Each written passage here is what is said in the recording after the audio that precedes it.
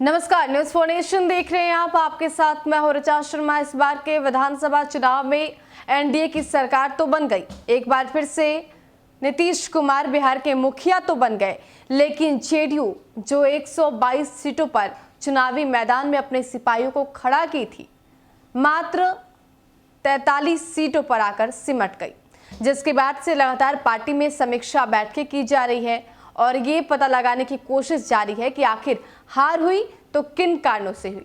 इसी बीच ये खबर सामने आ रही है कि जेडीयू अब इस पर फुल फोकस करेगी। इसके साथ शुक्रवार से ही जेडीयू नेता अपने अपने विधानसभा पहुंच रहे हैं और वहां पर जाकर हार की समीक्षा कर रहे हैं कि आखिर वहां पर पराजय हुई तो किन कारणों से हुई। जेडीयू इसको लेकर एक्टिव हो गई है।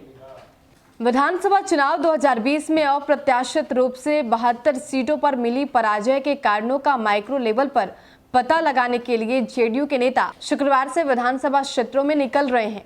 पार्टी अध्यक्ष नीतीश कुमार द्वारा प्रदेश इकाई को इसकी समीक्षा करने का आदेश दिया गया था। 12 से 22 दिसंबर तक जदयू के सभी क्षेत्रीय प्रभारी अपने अपने प्रभार वाले विधानसभा क्षेत्रों में जा रहे हैं और बूथवार पार्टी प्रत्याशियों को मिले वोटों की समीक्षा कर रहे हैं। साथ ही ये भी पता लगाया जा रहा है कि पार्टी प्रत्याशियों को क्यों कम वोट मिले और हार क्यों झेलनी पड़ी। इसी 8 तारीख को जदयू के प्रदेश मुख्यालय में पार्टी महासचिव आरसीपी सिंह की मौजूदगी में सभी क्षेत्रीय संगठन प्रभारियों की बैठक हुई थी। राष्ट्रीय और प्रदेश नेतृत्व के निर्देश पर हुई इस बैठक में बूथ स्तर तक उन सभी 72 विधानसभा क्षेत्रों में जाकर क्षेत्रीय संगठन प्रभारियों द्वारा हार के कारणों का पता लगाने का निर्णय भी लिया गया। इस काम में क्षेत्रीय प्रभारियों का सहयोग जिला संगठन प्रभारी करेंगे और इसके साथ कई जगह इस कार्य में विधानसभा प्रभारी को भी लगाया गया है। सूत्रों ने बताया है कि संगठन प्रभारियों को 72 सीटों पर हुई हार के कारणों की जानकारी 2 स्तर पर इकट्ठा करने को कहा गया है। वे सांगठनिक और राजनीतिक दोनों कारणों तक उसके तह तक जाएंगे। क्षेत्रीय प्रभारी अपने साथ चुनाव आयोग द्वारा जारी परिणाम भी रखेंगे ताकि बूथवार मिले वोटों का आंकड़ा उनके पास हो। कार्यकर्ता से भी रायशुमारी की जाएगी। समीक्षा 3 स्तरों प्रखंड, पंचायत और बूथ स्तरों पर होगी।